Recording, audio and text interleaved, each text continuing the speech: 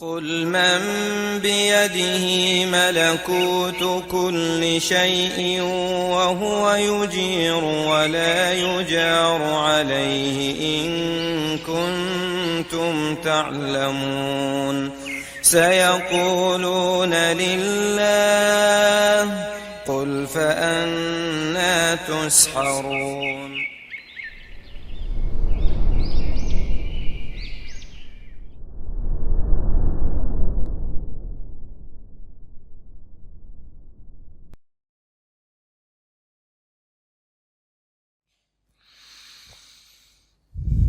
Kemudian wa baulu ma yu'kalu lahmuhu wa rawthuhu. Di antara yang tidak dianggap najis adalah kencingnya atau tinjaknya binatang yang dimakan dagingnya.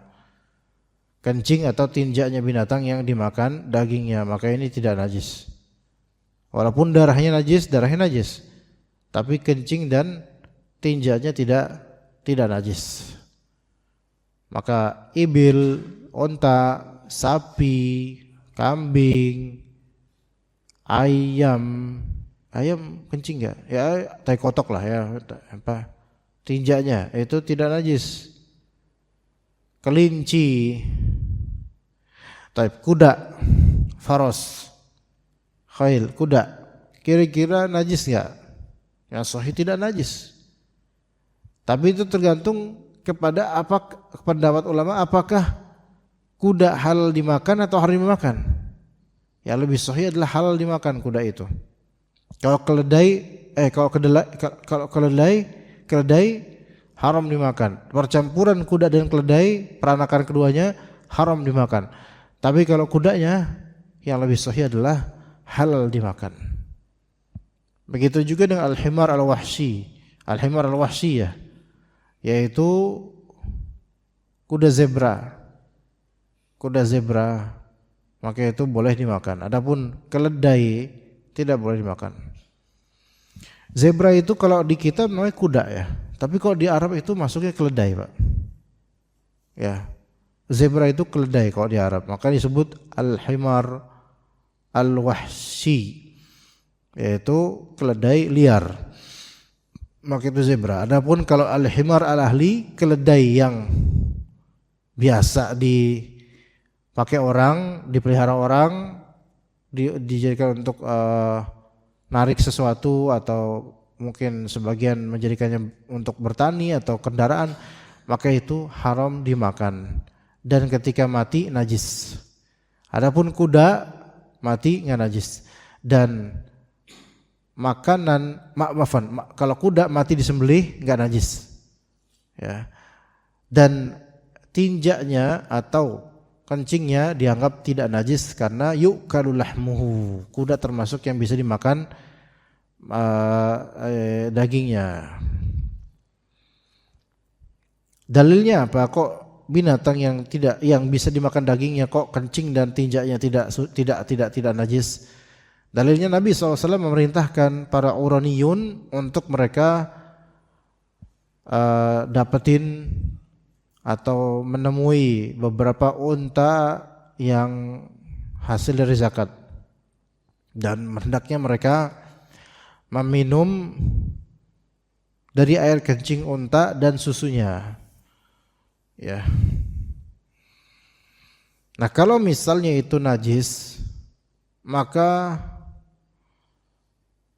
pastinya Rasulullah SAW tidak mungkin menyuruh mengkonsumsi najis, dan Rasulullah juga tidak pernah memerintahkan untuk mencuci piring atau gelas bekas dari minum air kencing unta ini, untuk menunjukkan bahwasanya hal itu tidak najis. Tapi kemudian dari lain, Rasulullah SAW mengizinkan sholat, bolehkan sholat di kandang kambing, dan kandang kambing nggak bakal lepas dari baunya, tinjaknya, pipisnya kambing. Maka ini menunjukkan bahwasanya tinjak kambing dan pipisnya itu tidak najis. Dikiaskan dengannya ya binatang-binatang yang seperti kambing yang bisa dimakan. Begitu, wallahu taala alam. Oke. Seperti itu untuk tema pagi ini insyaallah. Ada pertanyaan enggak Pak sampai detik ini? Ya, Pak Nur.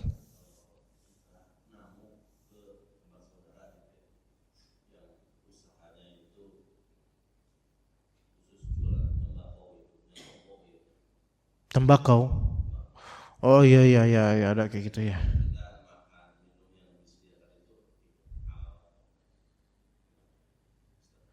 Dia primernya atau cuma itu ininya apa namanya?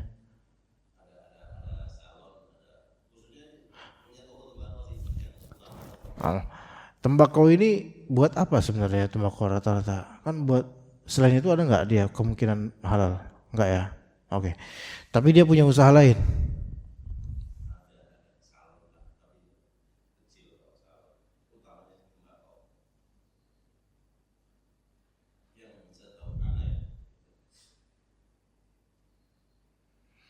Ya, bertamu ke orang seperti ini kan saudara ya. Dan silaturahim itu kan sesuatu yang dianjurkan bahkan bisa menjadi wajib.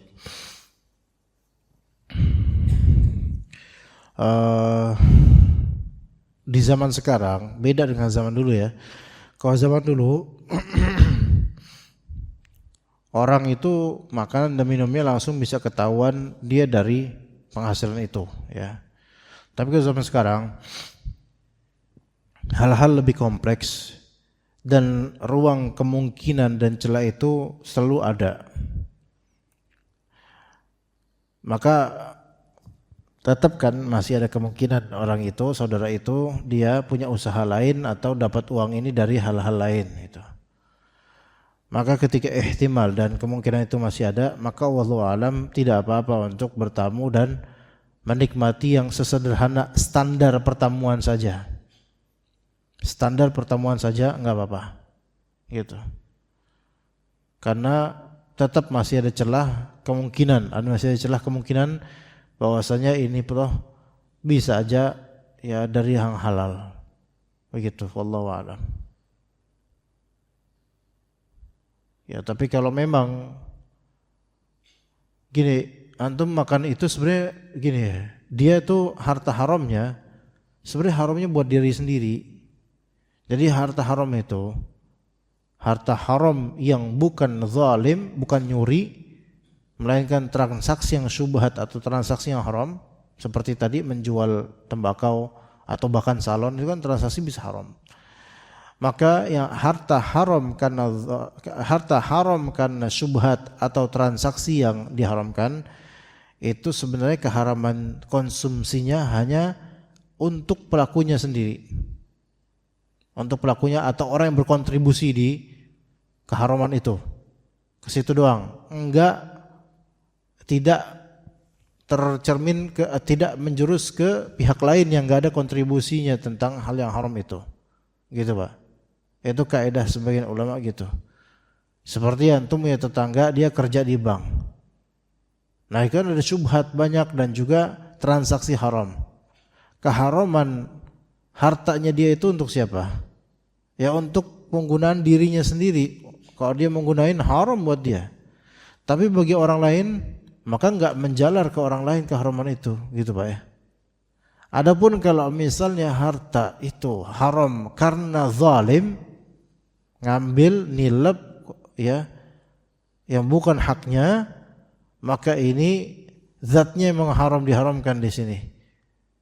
Kalau kita tahu ini orang perampok, kalau kita tahu ini orang pencuri, bukan pegawai bank, pencuri memang dia, pencuri benar-benar, koruptor, dia bukan haknya, maka ini kan maling ngambil, maka itu haram atas pelakunya. Dan kalau kita tahu itu dari situ, kita juga nggak boleh nggak boleh menikmatinya. Itu bedanya. Adapun kalau yang jual tembakau tadi lebih ke bukan haram kezaliman, tapi haram di transaksi atau syubhat. Maka wallahu alam boleh aja, namun kalau bisa secukup yang wajarnya pertemuan dan perjamuan aja. Ya begitu. Ana pernah bukan bertamu sih sebenarnya, mau menjemput beberapa murid untuk dideportasikan dari kontrakan yang pemilik kontraknya itu dukun tuh, tahun 2000, itu waktu itu tahun 2015 kisaran itu. Nah disuguhin lah oleh dukun itu anak kopi gitu, kopi. Wah disuguhin, anak gak mau minum. Anak gak mau minum, karena apa? Karena bukan dari harta haram atau bukan dari harta syubhat atau bukan masalah itu. Karena dukun itu seringkali memasukkan sesuatu ke makanan atau minuman untuk supaya syaitannya itu lebih mudah untuk masuk ke kita. Itu jadi anak nggak mau seperti itu. Karena dukun dia. Begitu Pak Nur. Ya, Pak Farudin, fadhal. Waalaikumsalam warahmatullahi wabarakatuh.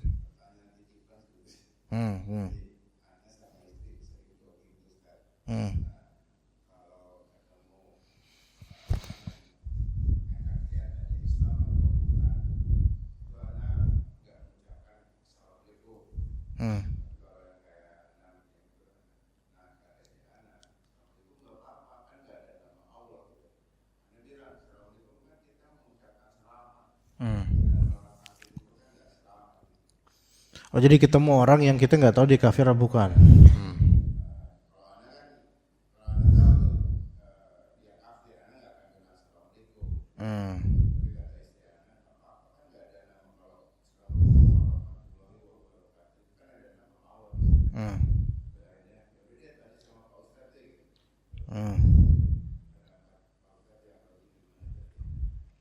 Sebenarnya nggak ada pendapat Pak, Ana nggak berpendapat apa-apa. Jadi Ana nggak berpendapat, nggak dapat apa-apa juga, dan itu kita nggak kembali ke pendapat dulu. Kalau pendapat sih Ana juga termasuk kesulitan yang salam pada orang. Kita itu sekarang musibah kita adalah susah salam sama orang dimanapun gitu. Ya padahal itu syariat. Jadi gini Pak, dalam Sahih Bukhari itu ada hadis di antara tanda iman adalah engkau anta qra'as salam ala man 'arafta wa man lam ta'rif. Engkau mengucapkan salam kepada orang yang engkau kenal dan yang engkau tidak kenal. Ya kan gitu.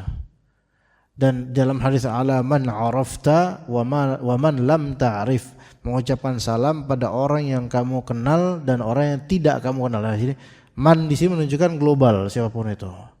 Ketika tidak ada indikasi dia itu kafir, artinya kita nggak tahu ini orang kafir atau muslim, maka itu dikembalikan kepada keumuman area itu. Ya otomatis di sini keumuman daerah Bekasi Pak, Bekasi, Jawa, Pulau Jawa gitu. Dan umumnya Bekasi ini muslim, maka dikembalikan ke hukum itu. Sehingga ucapkan salam, bukan masalah ada lafal Allah atau tidaknya, bukan masalah itu bukan masalah. Masalahnya sekarang ini mau dia kita kenal atau enggak, dianjurkan salam. Nah, kalau ada kekhawatiran jangan kafir, itu bisa dihilangkan dengan dikembalikan kepada daerah sini dominannya apa? Muslim, ya udah kita hukumi umumnya muslim, maka nggak apa-apa kita salam. Kecuali kalau dia lagi jogging juga, terus ada salib di sini, itu nggak bisa dihusnudzonin. Bentar, muslim ya?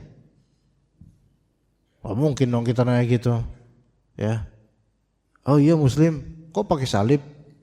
Nah repot lagi kan, akhirnya salamnya nggak jadi, berantemnya jadi, kan gitu. Nah, jadi dikembalikan. Adapun kalau misalnya Bapak di suatu kampung, atau misalnya di suatu kampung, ada kampung yang memang isinya amoy doang, orang Cina Kristen ada itu. Kalau emang ini udah dominan kan rata-rata di situ orang Kristen misalnya. Ada orang yang nggak kelihatan Kristen atau enggaknya nggak ketahuan. Ya nggak bisa dong antum assalamualaikum. Kan tahu daerah situ banyak orang kafir. Kaget ya. Ya.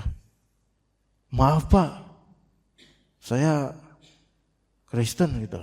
Oh maaf, kan udah tahu di sini daerah banyak Kristen, maka jangan gitu. Dikembalikan kepada ambil lagi salamnya. Iya. Gimana caranya?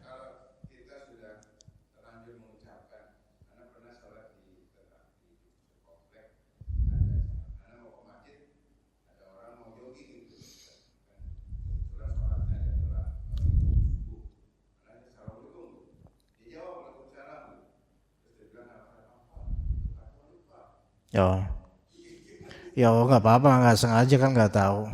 Ya besok-besok ketemu fulan lagi ya dimin aja atau Pak gitu. Iya. Ya, kita memang masa salam ana termasuk yang mungkin lebih sering malah justru nyapa biasa daripada dengan salam gitu.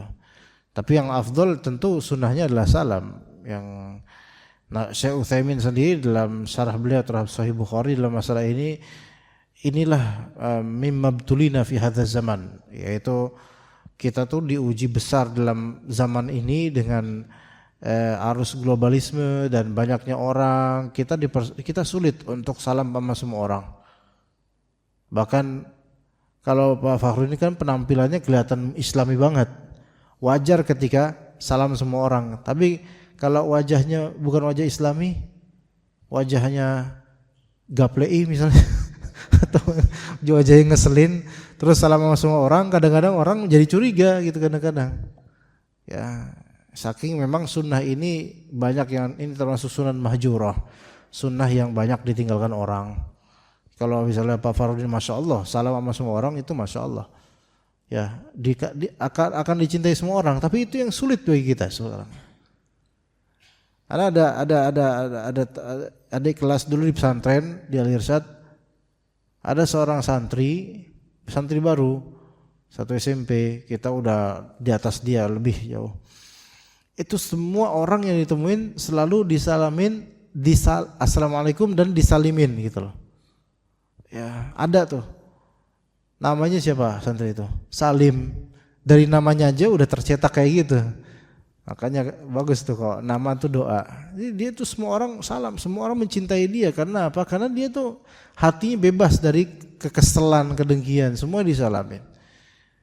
Kadang-kadang kita mau salaman assalamualaikum sama orang atau ini apa jabat tangan sama orang aja, kita kadang mikir-mikir emang apa kita tuh kesel sama dia, jadi malas juga ketemu, malas.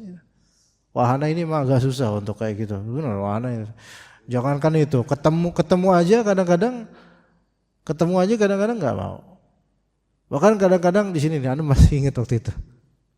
Ada nggak tahu bapak-bapak dari mana gitu. Jadi maksudnya itu warga kita, warga sama di sini. Cuman nggak pernah ikut ngaji dia. Ini kan di sini, Anda masuk ke sini nih. Anda naik motor masuk ke sini. Ini soft sini, soft ketiga atau salah. Itu sholat subuh atau sholat apa gitu. Dan ini kan merembet panjang sana. Panjang itu sampai kanan panjang itu. Tapi bagian sini tuh kosong banyak. Sana panjang sampai sana. Anda masuk, dia tahu ada anak di sini. Dia milihnya kemana? Ke sono. Coba. Lah kan bapak itu belakang saya tadi nggak mau nyapa juga tadi, terus malah ke sana. Ini isi kosong, subhanallah. Apa takut sama jin apa gitu? Tapi ada seperti itu. Lah itu kan ada indikasi ada apa ini orang ini gitu kan. Nyapa juga enggak gitu.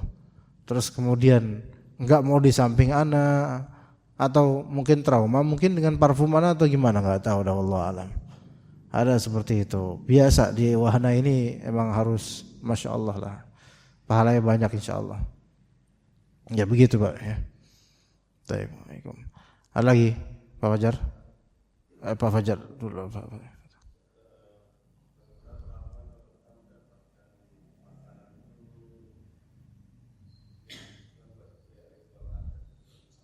Apa? Makanan apa?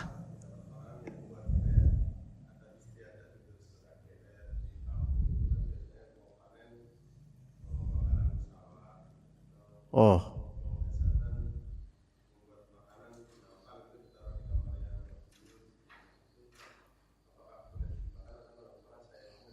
Itu makanan syirik gitu ya kan. Portisi syirik kan. Dia buat sajian buat apa namanya? Jin, buat nunggu gitu-gitu. Makanya potensi syirik. Kalau daging jelas haram karena tujuannya itu. Dan kalau misalnya bukan daging, apel atau apa, maka itu syubhat atau bisa emang masuk dalam haram karena bukan hak kita. Jadi wallahu alam itu nggak boleh dimakan sama sekali. Terus mubazir dong, emang mubazir, emang udah mubazir. Dan berbuat syirik itu selalu mubazir kayak gitu. Udah itu urusan mereka mubazirnya. Kita mendiamkan karena ihtiyat, yaitu menjaga diri. Ihtiyat itu bersikap hati-hati, waspada, menjaga diri. Itu lebih afdol daripada kita ngambil yang bukan hak kita, Dan adapun mubazirnya atau tidak, itu emang dari awal orang itu sudah mubazir dengan naruh sesajian kayak gitu. Maka nggak boleh kita ambil, ya gitu. Untuk hal-hal seperti itu, naruh di bawah pohon atau apa, nggak boleh. Tapi bagaimana dengan duitnya? Kalau duit misalnya ada duit situ, boleh nggak? Jangan saya bilang, bilang duit aja boleh gitu, nggak, tetap nggak boleh. Karena bukan hak kita, nggak boleh. Biarin aja. Mau dia mubazir itu urusan dia sama Allah, mau orang lain ngambil itu urusan orang lain dah itu sama Allah. Yang penting kita bara'atul dzimmah, kita bari dari hal itu. Kita berlepas diri dari segala macam kesyirikan atau keyakinan yang menyimpang. Begitu. Tapi sebagian ulama masih membolehkan kalau itu hanya sekadar bid'ah. Seperti perayaan ulang tahun, maulid, tahlilan. Sebagian ulama masih membolehkan makanan tersebut kalau dikasih dan butuh. Bukan maulidnya nggak ikutan, tapi minta juga jatah. Nah, ini bang kebangetan antum. Gitu Pak Fajar. Fadhol Pak. Dan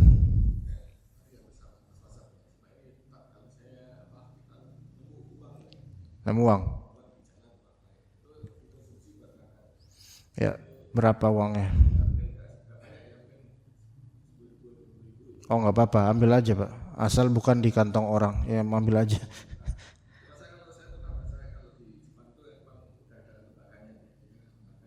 Jepang. Oh.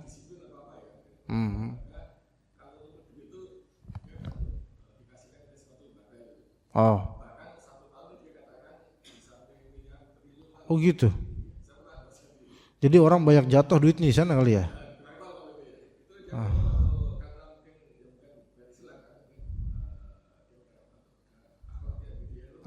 Kultur dan akhlak. Iya.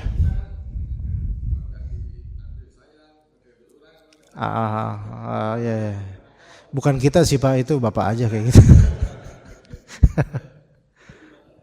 boleh 10.000 20.000 boleh. Ya nggak apa-apa kalau itu geletak dan bukan dia.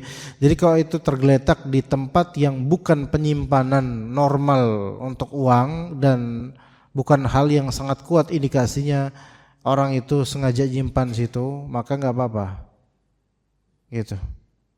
Kalau dia tergeletak di dalam sepatu orang, misalnya, nggak boleh, karena itu seolah-olah ada indikasi kemungkinan orang itu sengaja nyimpan di situ. Tapi geletak gitu aja. Walaupun geletak di masjid, memang lebih afdol sih nggak usah, karena boleh jadi orang itu balik. Tapi nggak apa-apa kalau untuk itu. 10.000 20.000 nggak apa-apa, karena parameter lukotoh itu barang temuan gitu, barang pungutan itu. Kalau barang itu tidak begitu berharga, ya, bagi secara urf itu biasa aja harga segitu, maka nggak apa-apa diambil. 10.000 20.000 nggak, tapi kalau 50.000 kayaknya agak berat, jangan kalau bisa. Tapi kalau 10.000 2.000 10.000 5.000 itu nggak apa-apa, karena bagi kita itu uang segitu tuh udah biasa aja gitu, udah biasa. Nasi Padang berapa sekarang Pak? 20.000, ya biasa ya, gitu. Tapi kalau nemuin nasi Padang, bukan duitnya nasi Padangnya, maka secara urf ya nggak boleh, karena orang ini mungkin naruh dulu di situ, nanti balik. Taib. Oke, sekarang bukan nasi Padangnya, bukan di sini deh, di jalan jatuh nasi Padang blok 1. Tungguin dulu Pak. Ya. Tapi berharga nih, kalau nggak ada yang mungut, nggak ada yang ambil, udah lama ya udah ambil nggak apa-apa, karena ini udah masuk kayak nggak ada harganya udah. Gitu. Buah-buah yang jatuh, ada tukang nih bawa buah gerobak, jatuh blok. Tapi buahnya satu doang, misalnya cherry atau apa, kelengkeng atau apa gitu jatuh. Boleh nggak diambil? Boleh. Iya. Tapi kalau itu banyak, satu sisir pisang misalnya, jatuh dari gerobak orang yang lagi bawa buat ke pasar, nggak boleh diambil. Karena itu termasuk berharga secara urf kita. Dan ketika itu jatuh, kita jangan diem. Kasih tahulah orangnya, Pak, jatuh Pak. Bola diem, nungguin supaya orangnya jauh terus ambil. Kok gini mah kelakuan kok ini mah. Gitu. Adapun di Jepang, kalau emang itu peraturan pemerintah, maka wajib ditaati karena untuk kebaikan. Tapi kalau itu hanya anjuran, maka itu opsional, boleh. Dia mau ambil fadhol, dia mau taruh di kotak amal juga fadhol, silakan. Tapi kalau di kita biasanya sih nggak ke kotak amal. Biasanya 10.000 ya udah ambil aja. Begitu. Tapi afdolnya jangan kayak gitu. Kalau di tempat keramaian bilang, "Pak, nih 10.000 siapa ya?" gitu. Seenggaknya kita itu nggak usah nyari-nyari yang kayak gini gitu ya. Wallahu alam, seperti itu Pak. Itu barang untuk barang temuan. Ingat, barang temuan itu barang yang tidak ditaruh di tempat yang wajar. Gitu. Tukang beling atau apa bahasa sekarang, tukang beling. Kalau dulu disebutnya tukang beling Pak, apa ya? Tukang rongsokan itu. Itu kan kadang-kadang aktifnya jam 3 pagi. Ajaib, Masya Allah. Orang tahajud dia nyari nafkah. Nah itu bawa karung. Coba isinya apa aja. Subhanallah. Ya.